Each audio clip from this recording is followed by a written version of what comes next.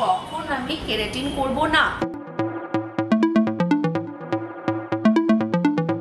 সব থেকে বেশি যে জিনিসটা নিয়ে আমি কোয়েশ্চেন পাই, চুলে কেরাটিন করব না বোটক্স। অ্যাকচুয়ালি কেরাটিন তাদের জন্য যারা শুধুমাত্র চাইছে যে আমার চুলটা ভীষণ ফ্রিজি লাগছে, কোথাও গেলে পরে আমি চুলে স্টাইলিং করতে পারছি না, আমার চুলটা ফুলে ফুলে আছে, কোনো রকম কন্ট্রোলে নেই আমার চুল, তখন কিন্তু বোটক্স করা যাবে একেবারেই না। তখন আমি করব কেরাটিন, বিকজ কেরাটিন চুলের ওপর দিয়ে একটা লেয়ারিং করে দেবে।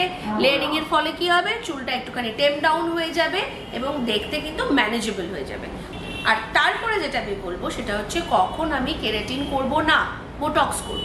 যখনই আমার চুলকে আমি দেখবো যে আমি প্রচুর কেমিক্যাল ইউজ করে চুলটাকে একদম ড্যামেজ করে ফেলেছি, ঠিক সেই সময়টা হচ্ছে বোটক্স করা।